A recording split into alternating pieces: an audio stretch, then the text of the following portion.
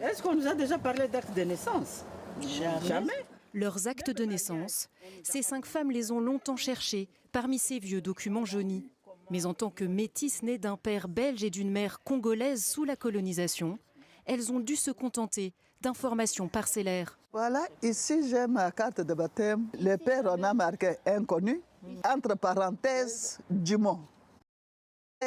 Dumont. C'est tout ce qu'on avait, nous, qu'on pensait, c'était ça notre carte d'identité, les cartes de baptême. Comme c'était la règle, Léa, Marie-Josée, Noël, Monique et Simone ont été arrachées à leur mère congolaise et placées dans une institution religieuse, comme des milliers d'autres enfants métis, à l'époque qualifiés de mulâtres, voire pire. Nous étions des mules à tresse. C'est une insulte, quoi. Parce on nous faisait toujours des couettes, quoi, des tresses. Mais le pire restait à venir pour ces petites filles pourtant pupilles de l'État belge. À l'indépendance du Congo en 1960, alors que d'autres enfants métis sont ramenés en Belgique, elles restent livrées à elles-mêmes dans un environnement particulièrement instable. Dans la guerre, on nous a abandonnés. Il y avait des milices qui ont profité des filles. Là. On était devenus des jouets de milices.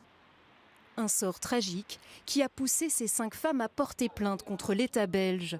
Déboutées en 2021, elles espèrent aujourd'hui obtenir réparation en appel. À l'approche de l'audience, leur avocate préfère réserver ses nouveaux arguments à la cour. Léa, elle, espère plus que les excuses qui avaient été présentées en 2019 par le Premier ministre de l'époque. L'État belge a reconnu ses torts. Donc quand on reconnaît qu'on est fautif, on répare. Alors tu ne peux pas demander pardon, t'excuser comme ça, sans réparer, quoi. Léa, Marie-Josée, Noël, Monique et Simone réclament 50 000 € chacune, mais espèrent surtout obtenir une reconnaissance concrète de leur souffrance. L'audience devrait commencer dans quelques minutes ici au Palais de justice de Bruxelles. Ces 5 femmes, ce sont d'abord des amies depuis la petite enfance, puisqu'elles avaient été placées dans la même institution religieuse au Congo lorsque le pays était encore une colonie belge. Elles partagent la même terrible histoire, puisqu'elles ont toutes les 5 été arrachées à leur mère congolaise lorsqu'elles avaient 2 ou 3 ans, et c'est ensemble qu'elles ont décidé, il y a environ 6 ans, de lancer une procédure judiciaire contre l'État belge. On estime entre 13 000 et 20 000 le nombre d'enfants métis qui, comme elles, ont été visés par cette ségrégation ciblée, par cette politique d'enlèvement des enfants que l'on qualifiait à l'époque d'enfants du péché. Ils étaient souvent issus de viols perpétrés par des colons, et ces enfants étaient en fait craints par les autorités à l'époque, puisqu'on avait peur que les enfants métis se soulèvent contre l'ordre colonial. Jugé également aujourd'hui le fait d'avoir laissé une partie de ces enfants métis sur place en 1960 à l'indépendance du Congo, alors que les religieuses étaient évacuées et alors que ces enfants étaient officiellement considérés comme des pupilles de l'État belge. Si l'État belge est condamné dans cette affaire en appel, ce serait évidemment historique après les excuses qui avaient été présentées aux métis de Belgique par le Premier ministre de l'époque en 2019.